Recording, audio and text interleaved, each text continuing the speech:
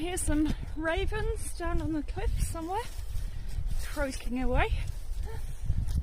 Might be lucky and see some Cornish chough as well, which is Cornwall's iconic bird.